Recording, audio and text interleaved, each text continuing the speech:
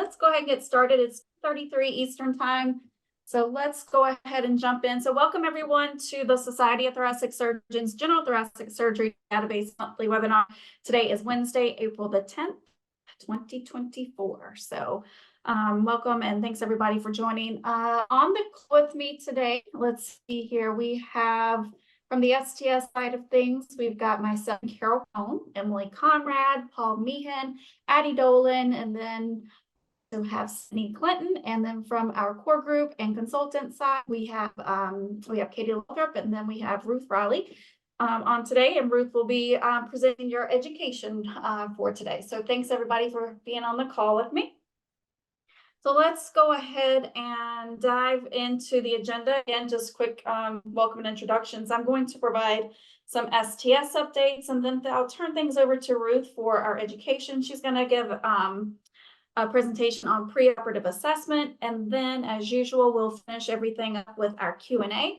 Please be sure to submit your questions via the Q&A function. I'm going to go ahead and, the chat's already shut off, so thank you very much. So again, just please submit your questions via the Q&A. If you do have questions, if you'd like to raise your hand and just talk, you can ask your question as well. You don't have to type it in. So please just use the raised hand function and make sure your microphone is enabled, and we'll unmute you and you can ask your question directly. All right, so let's jump into our STS updates. The March training manual was available and was posted out on the STS website. We do have a core group call this week on Friday. So the April training manual will be posted, will be available and posted the first of next week. So look for that. Before I give an update on the neoadjuvant therapy module, I'm going to jump down to these other bullet points real quick and then just come back to that. The GTSD public reporting website, as you all are aware, was updated in January, and it does include results from that fall 23 harvest analysis. And the next public reporting website refresh is scheduled for January of 2025, and that will include results from the fall 24 analysis. The spring 24 analysis, the spring 24 harvest, it was completed, and the data has been analyzed, and that data is over at IQVIA. So they are doing their magic and getting everything ready and populated into the platform. And once that data is available within the platform, we'll do our testing and QC, and we'll let you all know when that data is available. We'll send out a formal announcement to participants when that data is available. So look for that in the coming weeks. I'll have more information on that for our next webinar.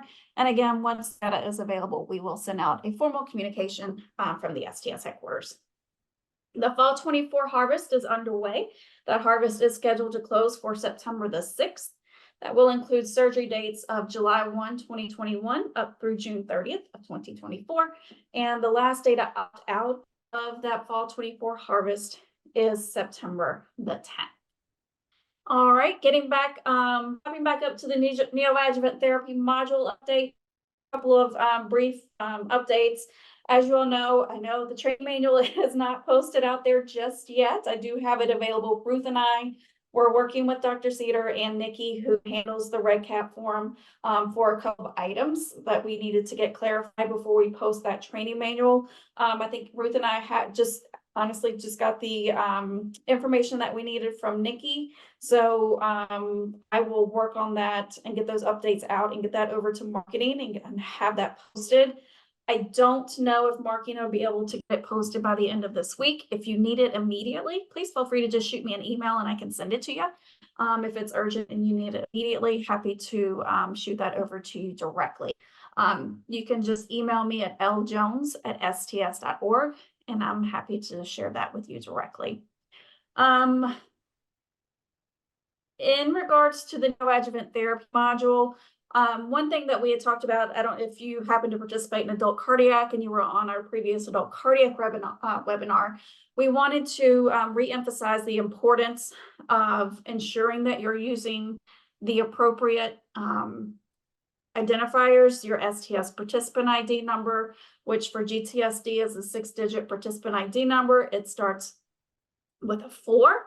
And also it's super important to ensure that you all are entering the appropriate patient ID, STS patient ID, and STS record ID. And these patient identifiers usually start with the letter V or a vendor ID. We have Paul Meehan on the line who can explain a little bit more about our STS patient identifiers. I know you talked about this on the adult cardiac webinar. I don't know, Paul, if you wanted to explain a little bit more about these direct patient identifiers. Sure. We do know that a lot of vendors, even IQVIA, has multiple identifiers for records and patients and stuff, and that's because they're being used for different purposes. So you want to make sure that you're looking for the STS patient ID and record ID. Those values will start with the letter V. Okay, now that doesn't mean find a value and stick a V in front of it and submit that, because if it doesn't start with the letter V, it's not the right field. You may need to check with your vendor to find out where that is, but you know, it should show up on the screen and it should have a V in front of it. Sometimes the patient ID and the record ID are the same value, and that's fine. Most cases that won't be the case, but either way, it doesn't matter. They're two, even if they look the same, and in some cases they are the same, they are very different values and have different purposes. So make sure you're putting the right one into the right place. If you find that you have been entering the wrong values, the one that's important is the record ID. Well, we have to have your participant ID, but the record ID is the important one. So long as that one's okay, we'll be able to link your supplemental form data to your clinical data without any trouble. If that value is incorrect, we will then look at the patient ID and try to make the link that way. And if we still can't, then we can't use the record. So if you're not sure you're using the right record, you're not sure what the status is of your the data that you've already entered, you can shoot an email to our help desk at DBSTS. Wait a minute, make sure I'm telling you the right one. I got a lot of help desks myself. I'll put it in the chat, Paul. Okay, yeah, that's probably better. Yeah, we'll put it in the chat. We have the address for the help desk for you. Just shoot me an email. Let me know what your participant ID is, and I can check the database and see what you've been entering so far and whether there's any trouble or not. But do be careful moving forward. Please make sure that you're using the correct patient ID and record ID. Perfect. Thank you. Okay. I'm not sure. I pulled up the REDCap form and have that on the screen here just so people could get a visual of what we were talking about. So I know not everyone participates in the neoadjuvant therapy module, but for those that do, again, as Paul said, just please ensure that you're using the correct patient ID, record ID, and participant ID so we can link that data. So thank you so much, Paul, for explaining that. You do that way better than I do. I appreciate it. No trouble. All right. All right, so let's get next update, again, just included the harvest schedule for those that want a copy of the harvest schedule. Again, this is posted on the STS website for your convenience. And next we have several updates regarding AQO 2024. So I'm going to turn things over to Emily so she can give a AQO update for us. Hi, everyone. We will be meeting in Nashville, Tennessee for AQO this year. We're looking forward to it. The conference will be from September 11th through the 13th at the Lowe's Vanderbilt Hotel, and the general thoracic session will be on Wednesday, September the 11th. Right now, we are accepting session proposals to be that the planning committee will review. And so here's some information. This is kind of what it looks like. The deadline for the proposals is Friday, April 19th. So if you are looking for a specific topic, or if you have ideas for a speaker that you think would be good, please fill something out. It would we would love to have ideas from our attendees so that we know that we're meeting the needs of this conference. We've received 4 so far, so we would love to hear from you and see what you think would be good for for the conference. So on the session proposal form, if you could list some contact information, what session it will be. So for this one, it would be general thoracic is what you would choose there. Topic or presentation title, the format. So maybe you want to hear from another data manager to speak on case scenarios, or you want to hear from a surgeon. Feel free to select one of those options there, and then a little description of what you think the session should have. If you have an idea for a learning objective for this talk, feel free to fill that in that section as well. It's not required. And then same thing with a speaker. If you don't know a speaker for that topic, you can leave that blank as well, and then the planning committee can discuss. So I just thought I'd throw that out there. This is the first year that we're accepting session proposals, so we would love to hear from you.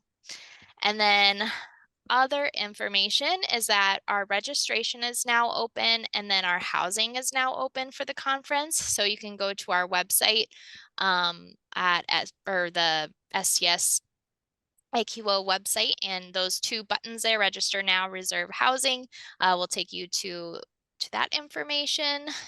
And then what else? Here's our pricing. So we will have both in-person and virtual options this year. For the in-person meeting, you can select for, say, if you only are going to the general thoracic session, you would select the 1 day pricing, and then depending on if you're an STS member or a non-member, the rates kind of fluctuate. And then also we have an early bird discount and then a standard rate. So the early bird is through May 16th, and then standard rate will go up until the meeting. And then for the virtual pass, you'll be able to receive things like on-demand content prior to the conference. We'll record the meeting while we're there. Those sessions will then be available probably anywhere between 1 to 3 weeks after the meeting happens, depending on how quickly we can get that content turned around. You'll be able to vote on e-posters. You'll have all of the PowerPoint presentations, and any content that we put up on that virtual platform during the meeting. And then we'll also have a hot topics webinar after the meeting. So we'll bring back our speakers. You'll be able to ask any questions that you have during that time. So that'll be a good, after you've watched all the content, to be able to ask some questions. I did get a question about the virtual pricing, so I thought I would just address it now. We're only having it's only the multi-day pricing, so you get all the content for all of the databases.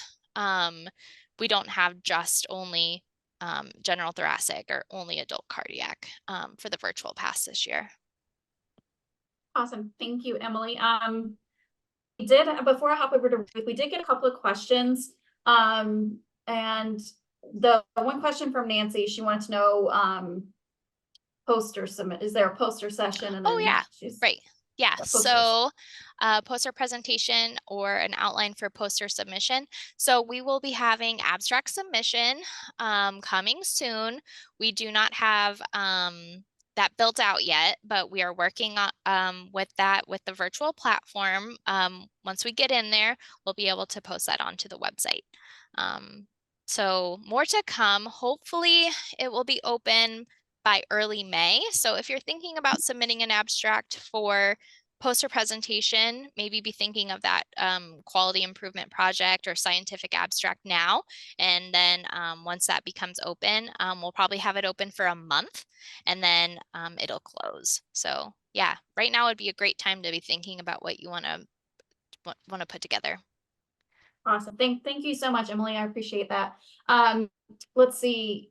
Someone wanted to explain, Donna had a question about what qualifies as a STS member, because I know we have different rates for STS members versus non-members. So an STS member is someone who is a member of the society as a whole, and it's separate from participation of the STS National Database. So for a nurse or an allied health professional, that would be associate membership. And if you're not a member of the STS, then you can go to, I believe, member services. There's a link there that you could click on, and you could register there and see what other benefits that there is. You can discuss that with our membership team. Perfect. Thanks, Emily. All right, next we're going to hop over to Ruth for our presentation on preoperative assessment. Thanks, Leanne. Okay, so last webinar, we focused on clinical staging for lung cancer. This time around, we're going to walk through some key components of the preoperative assessment. In no way is this comprehensive and intended to cover all of the different sequences that are part of pre-op assessment. So please make sure that you're referencing the training manual as you code your cases, and each month with updates as they publish. You want to go to the next slide? Yes, please. So the preoperative assessment is really important.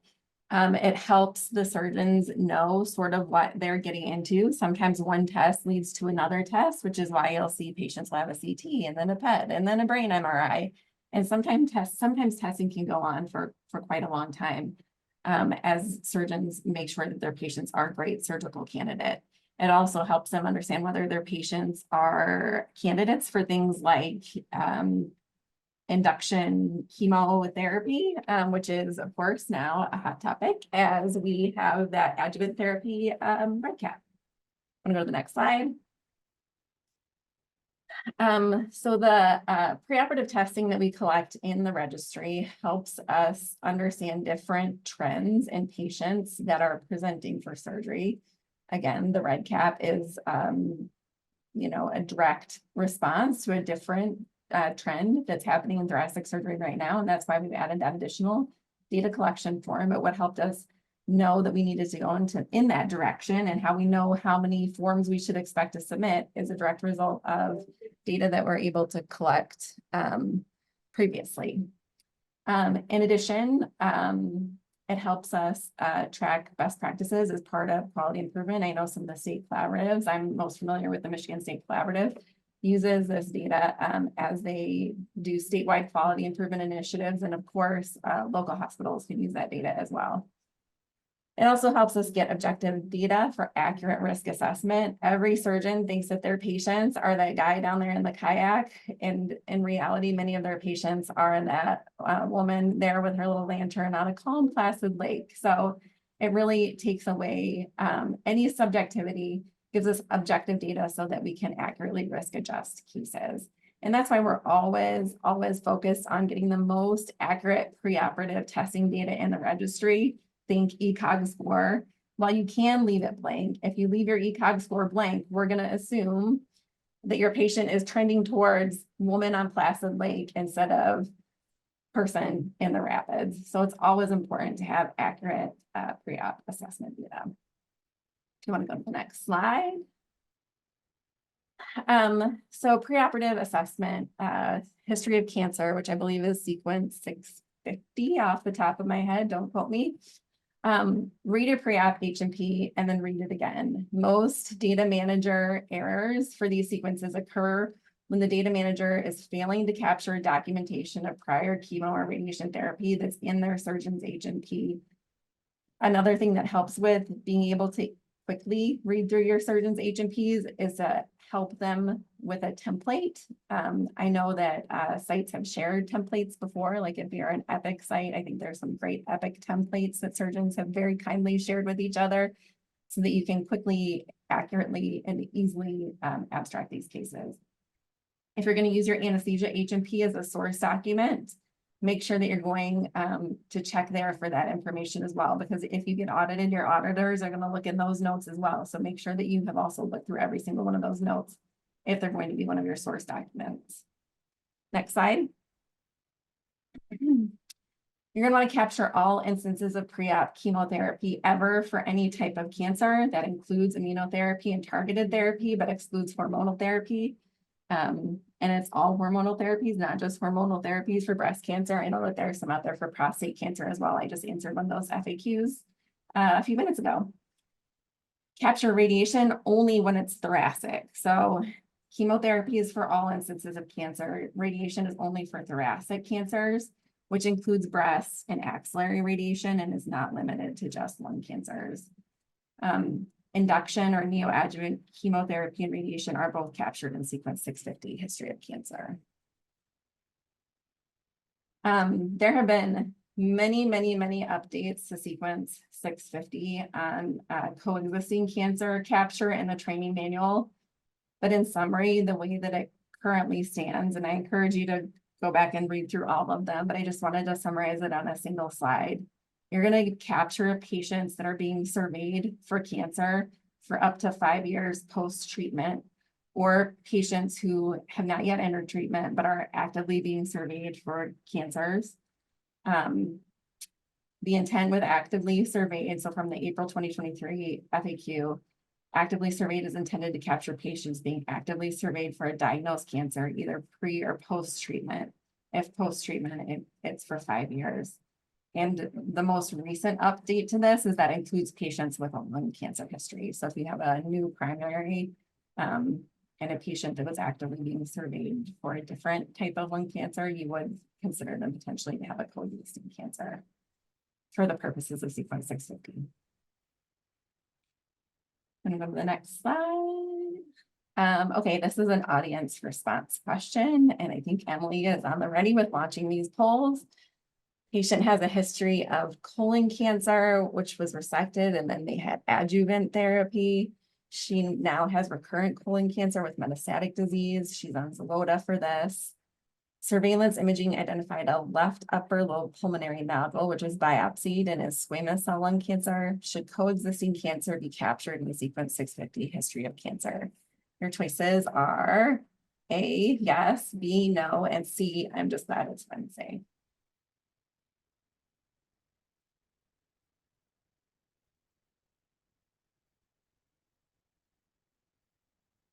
Are people And for the voting? record, I was not the one Oh. that answered C, People are voting, yes. Okay, good. but I like this person. They're my people. We've got 2 people who have said it. I'm glad it's just Wednesday. Okay. I read that out loud and then I was like, shoot, I sure hope it is Wednesday. I will check.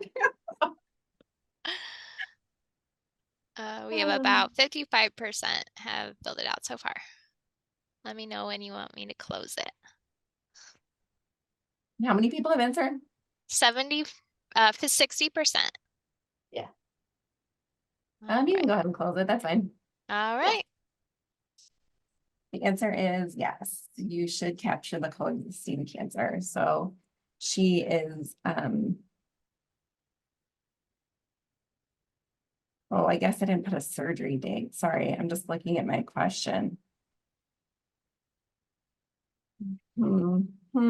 Maybe my question wasn't super great. The answer is yes, assuming that this was within 5 years. Yeah. I'm just glad it's Wednesday, apparently. Next question.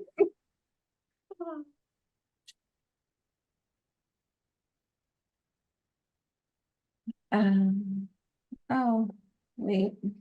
Okay. Wait, I this is included the first, yeah, patient has it, yeah. I included too many letters in the question. but this is the same question, I think. Oh, Yeah. Okay, let's just go to the next one and see.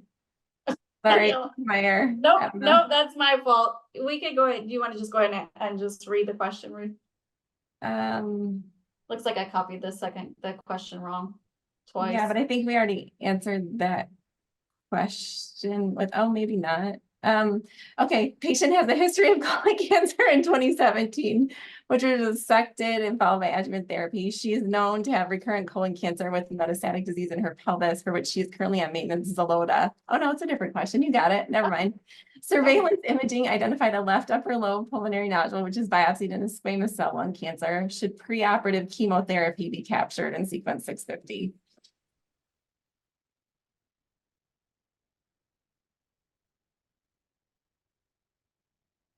I think the last one was coexisting cancer. This is preoperative chemo. Sorry.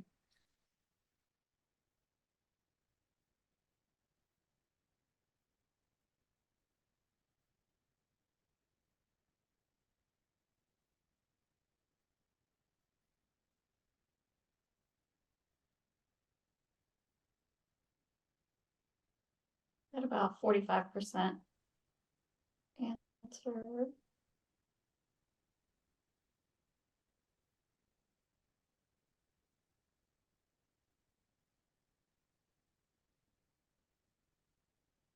Okay, we can close it.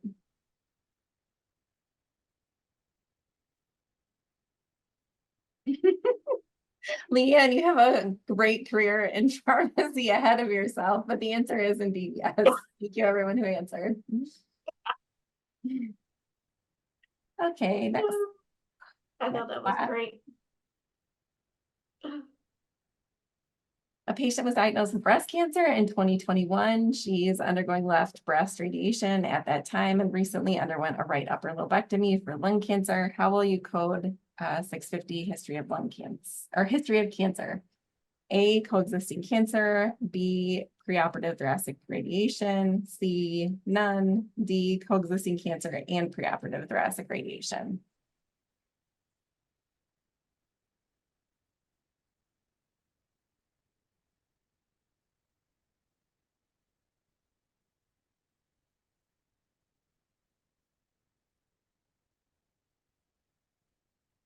It's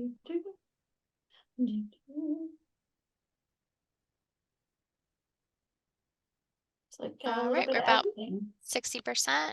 So we'll end the poll. Yeah. A little bit across the board here, Ruth. So, assuming that the patient also had, or no, that's correct. D is correct. Well done.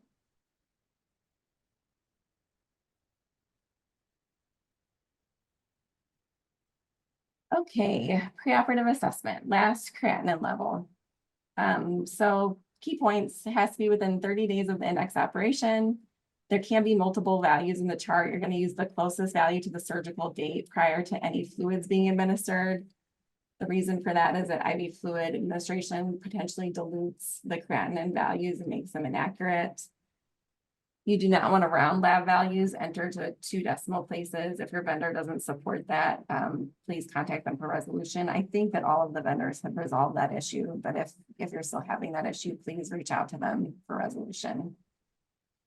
So again, 30 days of surgery, and you want to make sure that you're using a value prior to any fluids being administered. I think the next slide is a question. Polling question, I think. Yes, ma'am. Okay, so this patient is 47. She had surgery on 2/15. These were her lab values. You're going to focus on your creatinines, of course, because what we're trying to code is last creatinine. She's got some outpatient labs that were drawn on January 25th. And then the day of her surgery, 2/15, she was in pre-op holding. They gave her some fluids. They drew some labs. So what's your creatinine going to be? Oh, this is going to be tricky because the value, go to the next slide, I think, and then the options are there, but then the labs aren't there. There, okay. A is 20, B is 0.90, C is 0.57, D is, I'm not sure, but I hope someone gives the patient some potassium. Can you go back to the previous slide? Yes, ma'am. So A was 20, B was 0.9, I believe. C was 0.57, and D is, I'm not sure.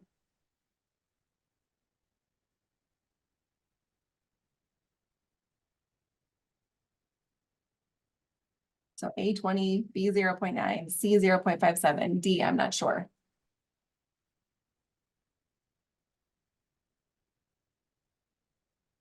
How's it looking, Emily? We're about 50%. We'll give it a couple more seconds. Yeah, again here, oh, sorry. Here are the options. And back to the labs.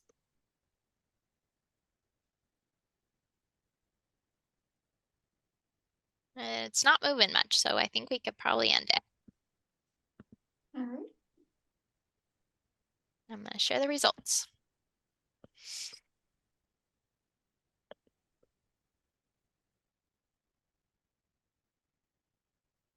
Okay, perfect. So I'm trying to slide my pull box around. B is the correct answer. Most of you got it correct. So remember, you'd want to use the value before any fluid was administered, even if your pre-op holding labs are closer to the surgery date. Obviously, if fluid has already been started, you can't use that lab value. If you want to go back, Lynn. So you'll see the labs run on January 25th, the creatinine 0.9. And then after the patient got some fluids, you can actually see that it potentially diluted a little bit. Both like a lot of your electrolyte values are a little bit lower. But regardless, even if they were higher, you wouldn't use them. Fluids were initiated. And so you're going to use those outpatient labs from January 25th. They're within 30 days of the surgery, so it's perfectly acceptable to use them. Now, if your pre-op holding labs have been drawn prior to the initiation of fluid, you would use those instead. Okay, next slide. We're going to talk about pulmonary function tests, everybody's favorite topic for a few minutes. FEV1 divided by DLCO is predictive of post-op complication, which is why it's why we measure these numbers, why we record them, and why your surgeons are interested in them.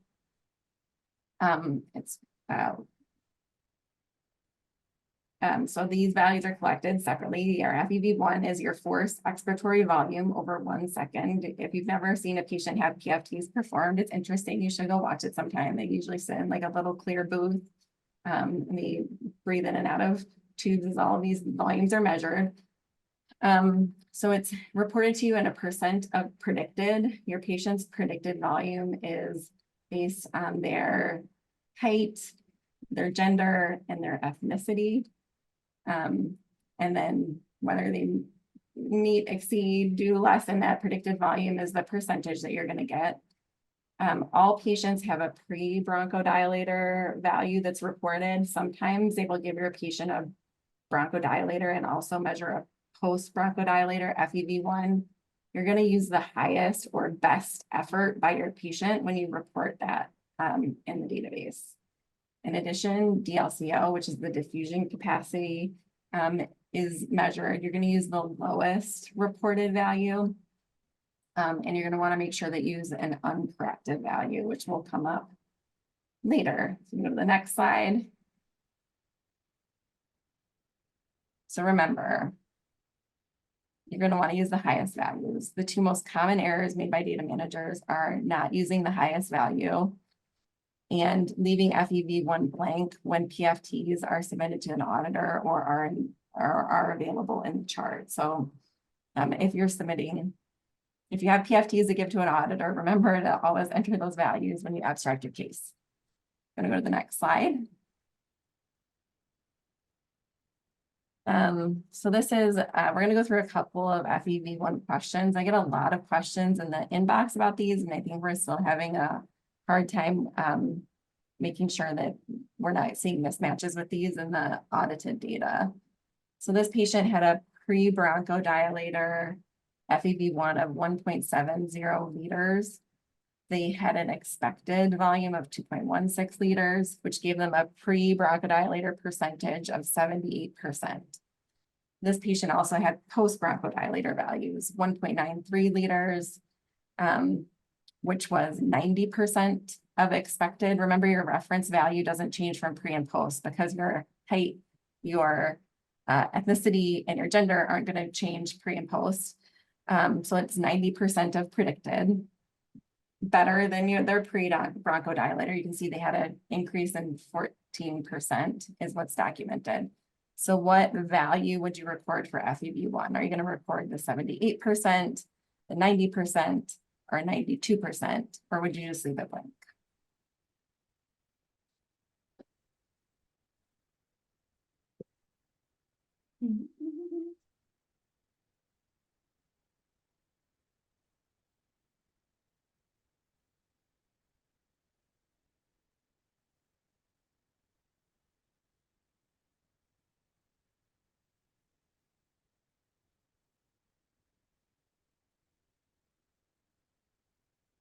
How's it looking, Emily?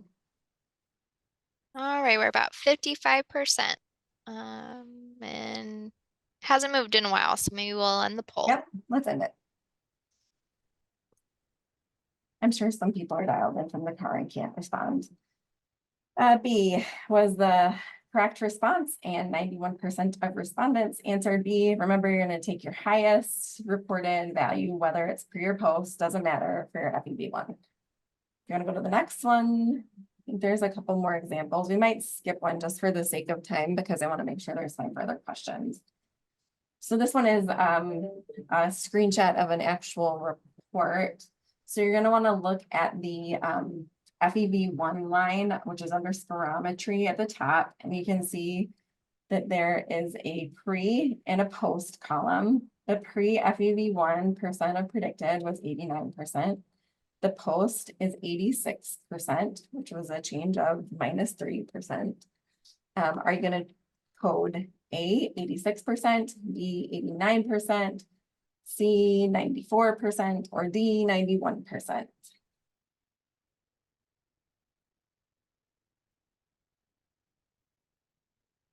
When we get to like 50%-ish, Emily, you can just end it so we can make sure we have enough time. Very good. All right, we are there. I'm going to Thank end you. our poll. The correct answer is B, 89%. Remember, you're going to take the highest FEV1%, whether it is pre or post. In this case, it happened to be pre, unlike our last example where it was post.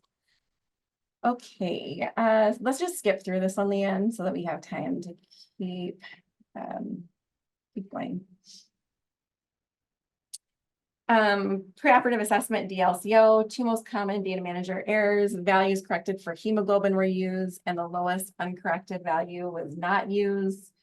This one, there have been, if you want to go to the next slide, I think it talks about all of the many changes to the training manual on this one. I apologize for all of the line throughs, et cetera, but I think we finally have a final on this, which is now nearly reverted to the same way that it was in the previous version, 2.4, where you use your lowest value for uncorrected DLCO, which is sometimes recorded as DLCO SB or DLCO underscore SB. We had, when we changed to this new version, said that you could use DLCO VA. You would take the lower of DLCO VA or DLCO uncorrected. However, thank you to the pulmonologist at Mayo, our error has been identified. DLCO divided by VA is not the same thing as a DLCO uncorrected. And so if you have the uncorrected DLCO, that is the number that you should record. If you do not have an uncorrected DLCO, you can enter the DLCO VA or the KCO, which are the same value, but we would prefer that you enter an uncorrected DLCO if it's in your chart. So hopefully all of the line throughs and updates have made this clear. And we can code this one more accurately moving forward. I apologize for all the back and forth with this one. If you want to go to the next slide, I have an example. So how would you code this patient's DLCO? You can see that there's a DLCO in the top line or top row, and then there's a DL adjusted underneath, and there's a DLCO VA, which in parentheses says KCO. Recall that you're going to want to use the unadjusted DLCO. The options are A26, B73, C79, or D75.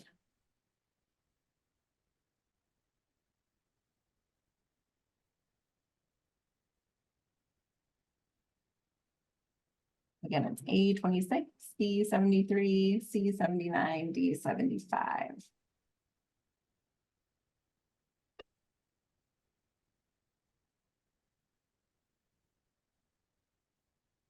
All right, we're about halfway, so I'm going to end the poll.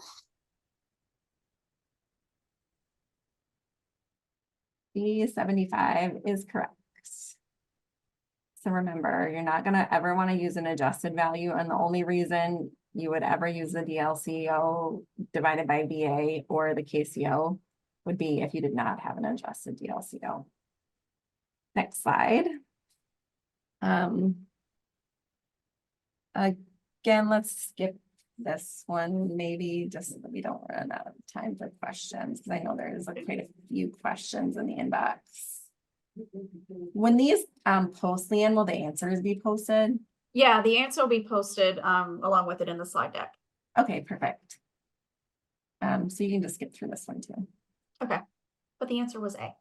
The answer is A, 102. You can see it's right there. DLCO uncorrected, 102. You're never going to use that uncorrected value, which is 103, which was what makes B wrong. And you wouldn't use the KCO because you have a DLCO uncorrected. Perfect. Okay, quick word on ECOG score. So the most common errors that data managers are making with ECOG is entering an ECOG score without provider documentation. Remember, the ECOG score has to be documented by your provider. It can't be inferred. And the second most common data manager error is that data managers are entering an ECOG score that disagrees with their provider's documentation. So if your clinician documents that they assess the patient and they have an ECOG score of 1, you can't enter a 0 unless you have documentation showing, from a clinician showing that that was an error. I'm going to go to the next slide. Okay, so if my provider, this is another question. If my provider states patient runs 3 miles a day, then I can code an ECOG score of 0 for sequence 870. A is true, B is false, C is I'm not sure. If you choose D, that's just exciting because it's not even an option.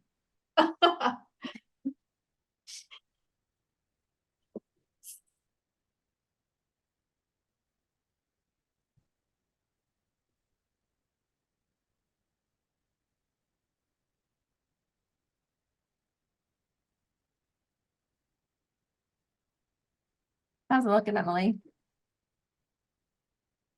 All right, we're gonna close the poll. We're about 50%. Fabulous. Most of you said false. So remember, ECOG score has to be actually documented in order for you to enter it. So your patient can, or your provider can describe your patient's level of activity, but you can't crosswalk that to an ECOG score without them actually documenting a numerical score. You can crosswalk like a Karnofsky score or a Zubrod score to an ECOG score, but you can't crosswalk just descriptive terms of descriptive terms.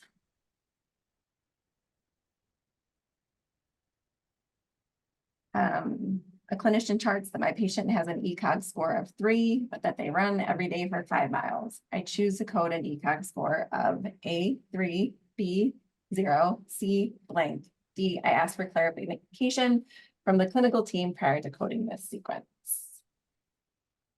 Yeah, it would just be the same poll, Emily, for this, the one that you Okay. just launched. If you Sounds just good. unlock it. Yeah. Yep. Thank you. Yep. Side note, that episode of The Office is my favorite episode ever. I could watch The Office all day, every day. It's fantastic. Again, so what is the ECOG score for this patient? They have the clinician charts ECOG of 3, but that the patient is running every day for 5 miles. What are you going to do? Enter A 3, B 0, C leave it blank, or D ask for clarification.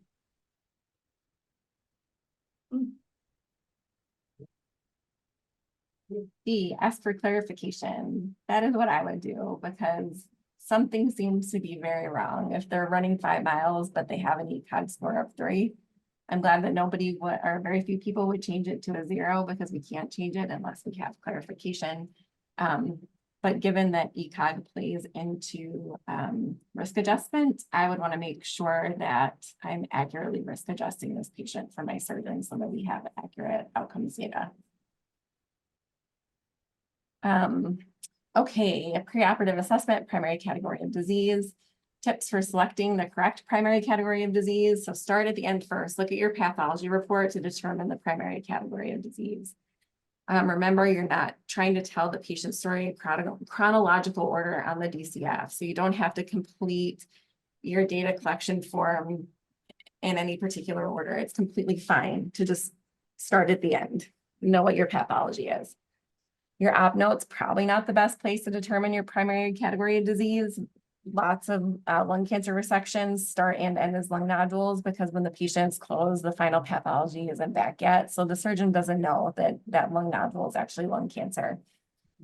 Whenever possible, don't use cancer location unspecified primary category of disease codes. Do your very best to place it into the correct category, whether that's lung cancer, right, middle, or lower lobe, or the correct esophageal cancer location.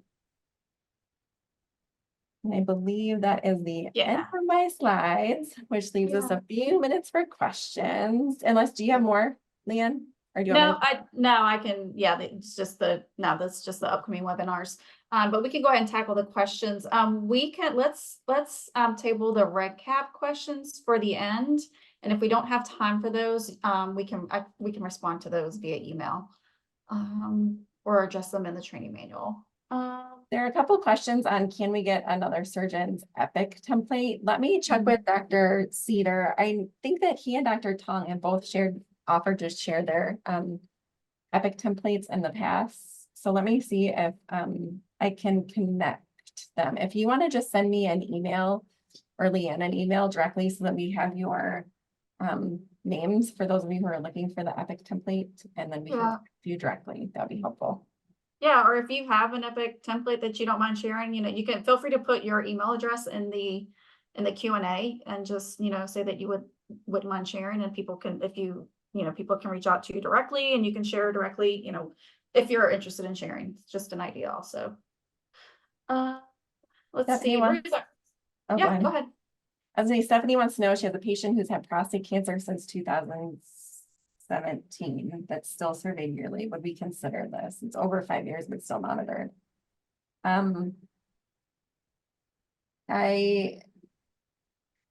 I guess I'm not sure if your patient completed treatment and no longer has prostate cancer since 2017, or if they still have active prostate cancer.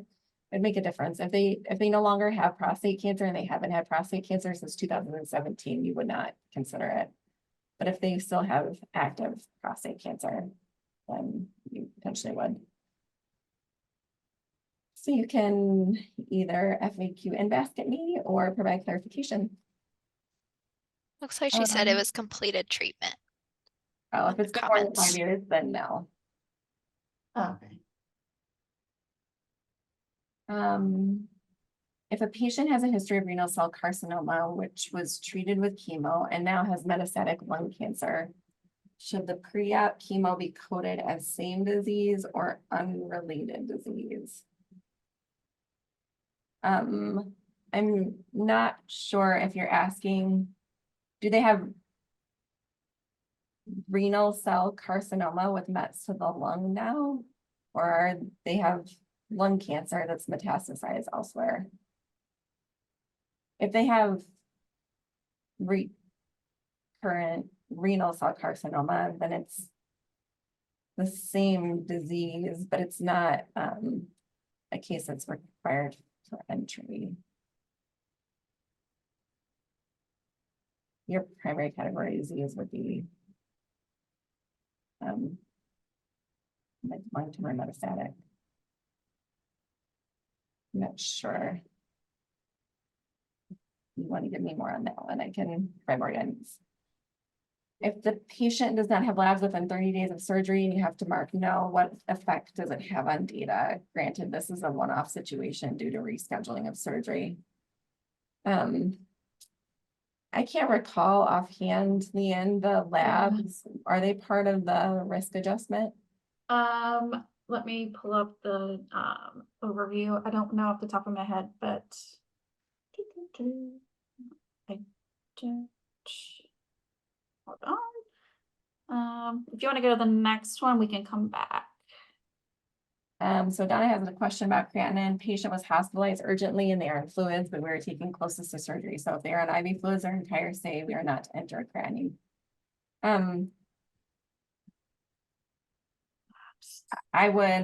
I mean, if they had a creatinine from prior to their fluids, you would enter it. But if you don't have one that's not on fluids, then you would not enter that creatinine because it wouldn't be necessarily accurate.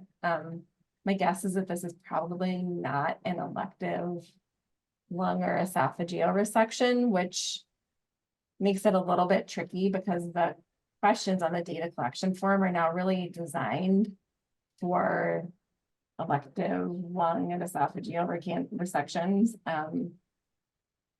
So my guess is that the SCS is probably not using that data anyways. If it's like for a, I don't know, like a empyema or something like that.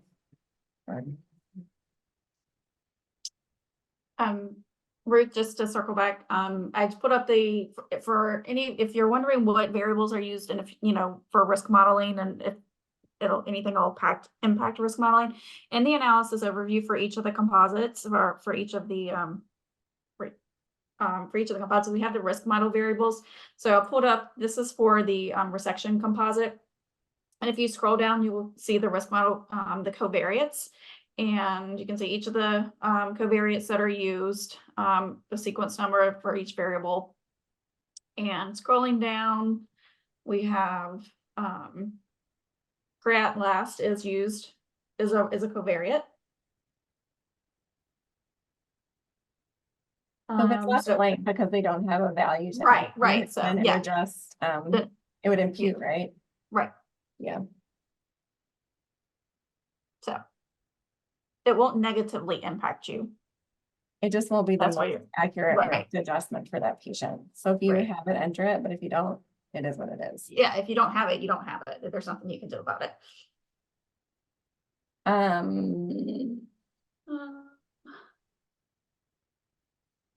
Let's see. Someone is wondering if there's a list of procedures that they should be abstracting. Do you want to pull up the data collection form and I'll move on to the next? Yep, go ahead.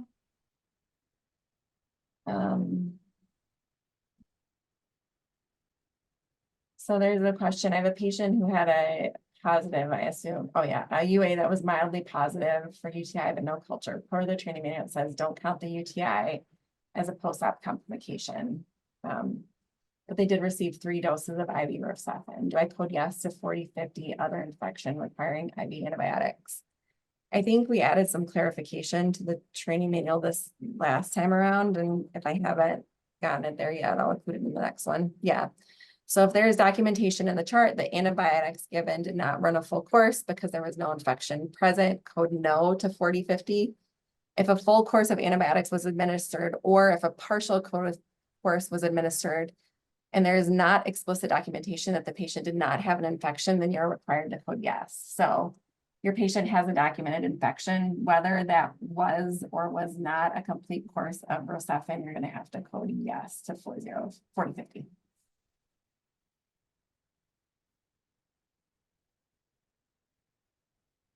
I have the DCF up, Ruth, if you wanted to. Okay, so if you look in the peach section on the data collection form, it says these cases are required for entry, and then it tells you which ones are analyzed sort of in the left margin. If you want to scroll up a little bit, Leanne. Yep. Like it says analyzed cases over on the left-hand side. So these are the lung cancer resections that are required for entry, and then the same for esophagus resection is down below. The caveat to this being the assumption that these procedures are being performed because the patient either has lung or esophageal cancer, because we only collect cancer resections. It does sometimes happen that an esophageal resection will occur for a reason like perforation or something like that. Those cases are not required for entry because, and they would be thrown out of the analysis because your primary category of disease would not end up being esophageal cancer, for example. So hopefully that's helpful. And if you scroll up to the primary category of disease. Oh, sorry, wrong way. The same rule applies here. So the peach codes, not the blue codes, but the peach codes are the codes that are included in the analysis. So if you have a peach procedure with a peach category of disease, then you know that you've got a case that you're going to want to enter. All right. For the labs prior to surgery for patients who are inpatient or receiving continuous IV fluids, would you use lab values prior to being started on IV fluids? Yes.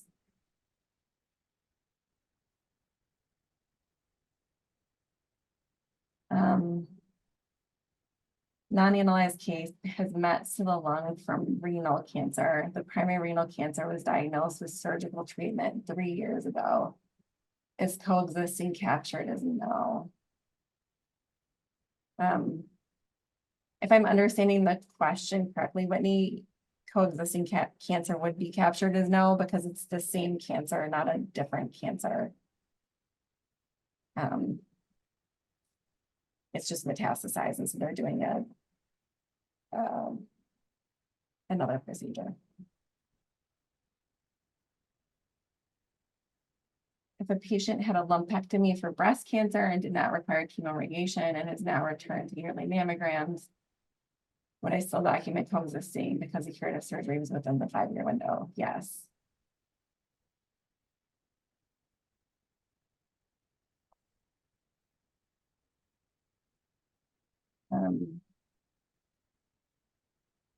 Let's see, how are we doing on time?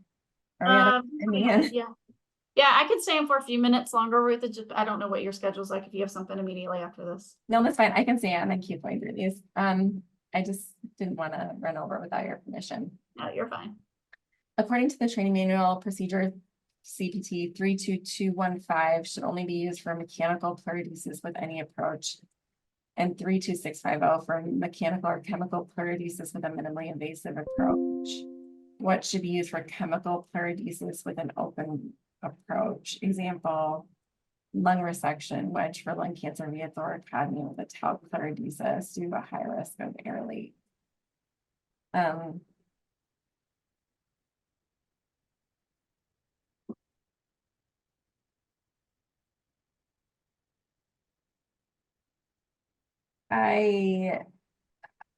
I'm not sure which one you would use there. I can take it to the core group and we can talk about it, and I can specifically clarify in the training, you know. Yeah, do you want to submit it as an FAQ? Yeah, that'd be great. Yeah, that way you have it documented and we can go from there. I'll take the question from Emmanuel. I'm gonna follow up with him directly since it's vendor related. Okay. Joseph, do you have an Epic template that you're willing to share, or are you hoping that we can send you an Epic template? You can just clarify. If you're offering to share yours, I think you're going to have a lot of new best friends. Can you confirm if the 30-day readmissions are all cause readmissions? For example, if a patient had a readmission for a hernia surgery, would this be captured as a readmission if no documentation that was planned? Let me grab the latest and greatest training manual verbiage on readmissions.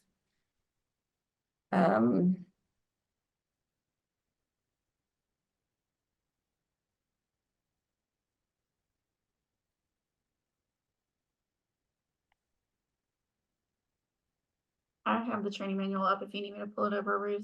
I have it. I mean, in general, 30-day readmissions that are not planned and not related are captured. Or, sorry, I'm saying this wrong. It's easier to just read it out of the training manual probably. So no preoperatively planned readmissions are captured in sequence 4270. So in this instance, your procedure was not planned, so it's likely that it would be captured. Yes. Red cap questions. Yeah.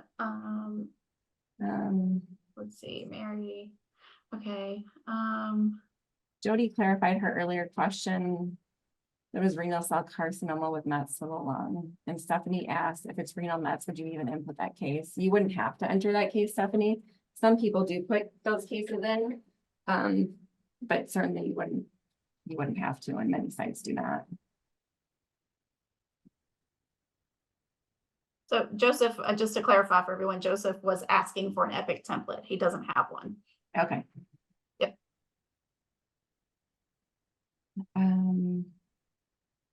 Someone said that the training manual for UTI 3990 says there needs to be a positive culture. The previous example said it did not have a culture done.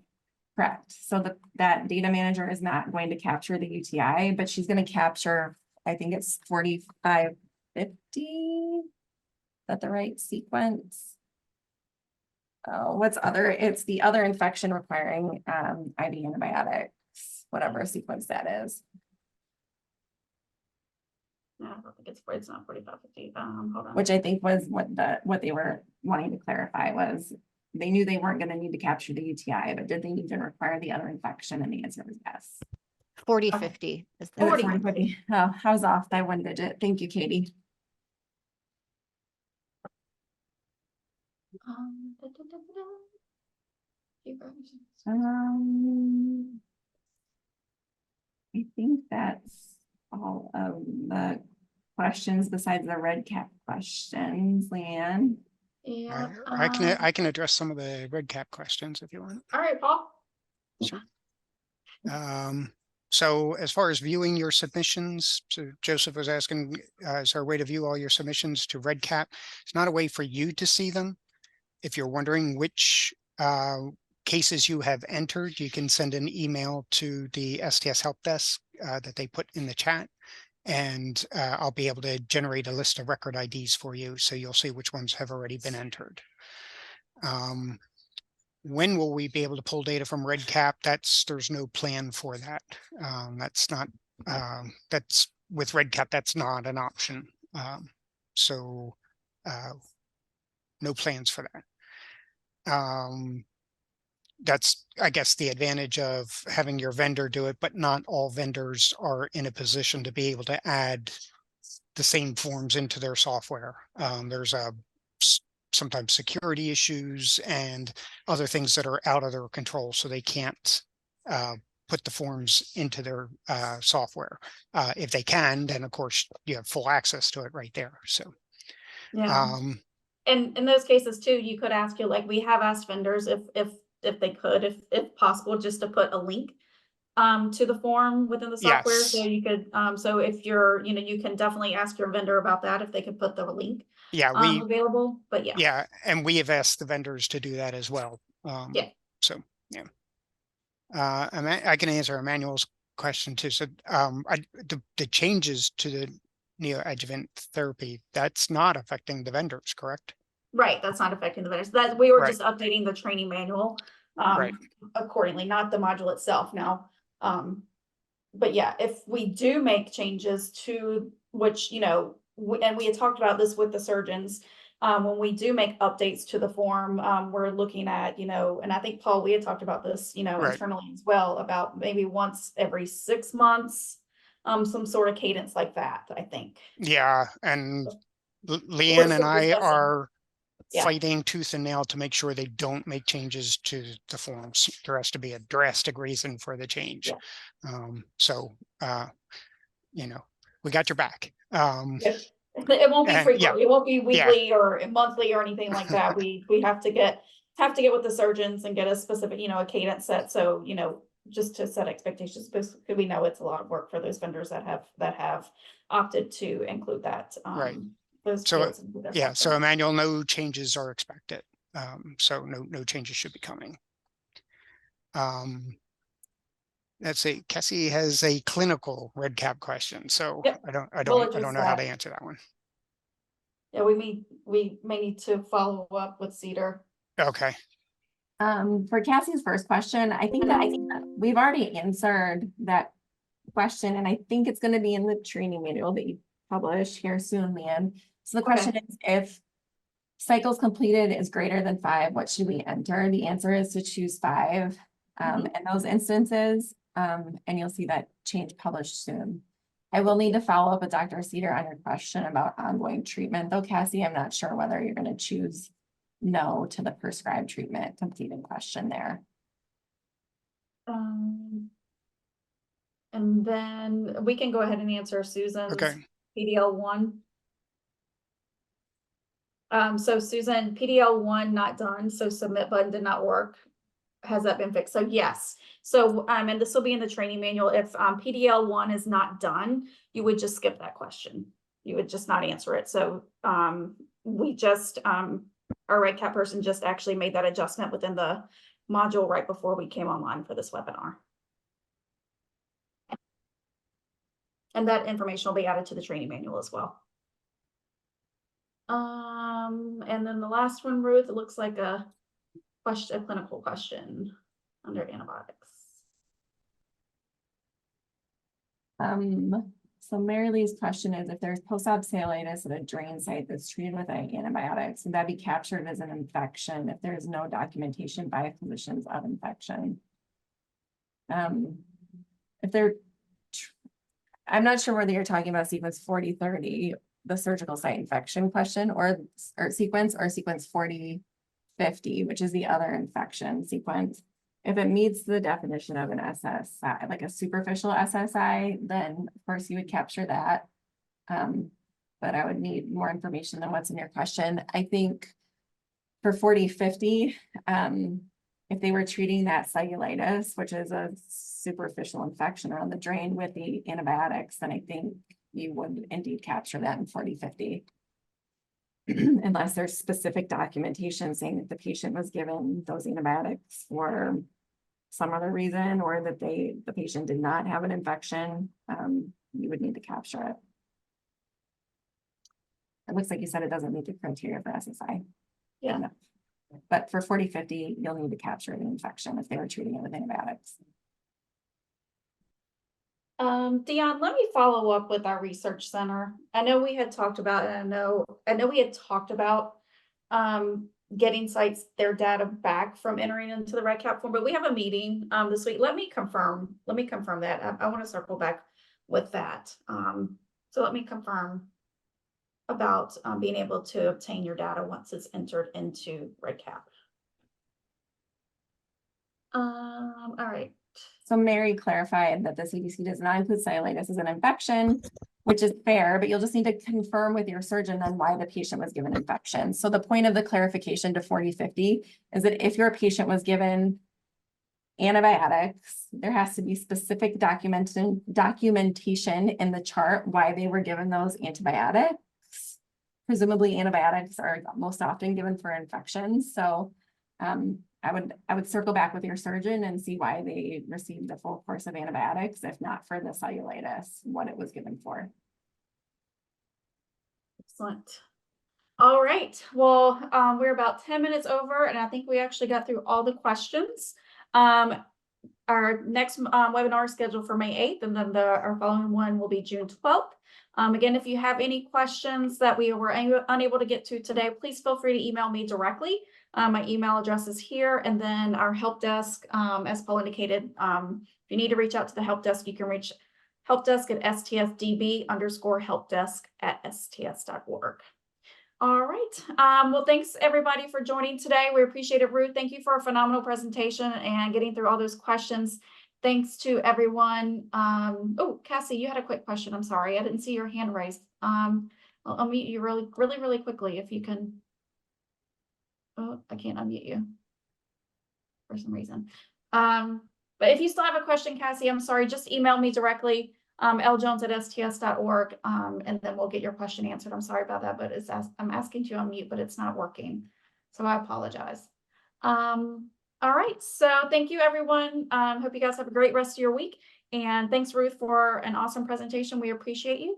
And Katie, thanks for joining. And all of my STS staff, teammates, thank you so much for joining. I appreciate you guys. Hope you guys have a great rest of your day. Thanks, Paul. Thanks, Leanne. Thanks, everyone. Bye. Thanks, Emily.